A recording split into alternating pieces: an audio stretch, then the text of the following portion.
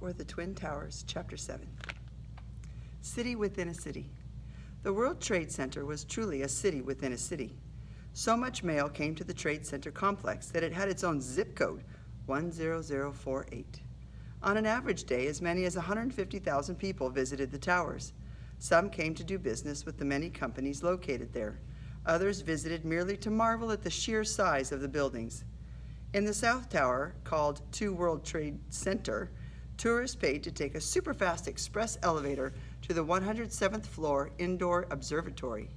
There was also an outdoor viewing deck on the roof. This view was awesome. The North Tower, or 1 World Trade Center, had a much more expensive tourist attraction. The Windows on the World restaurant was on the 106th and 107th floors. It offered fancy food along with the views. Each morning, about 50,000 Trade Center workers poured out of city subways and New Jersey trains that stopped below the buildings. They grabbed coffee at fast food restaurants in the underground shopping level to take to their desks. On nice days, they enjoyed their snacks or lunch outside in the Austin J. Tobin Plaza. Besides the office workers, thousands of men and women kept the Trade Center humming day after day. There were window washers whose jobs never ended.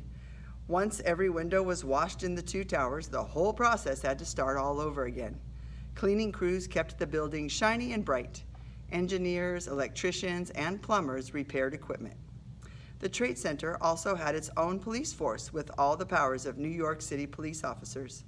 The underground level had exactly what you'd expect to find at any shopping mall: dress shops, shoe stores, card shops, bookstores, and many others.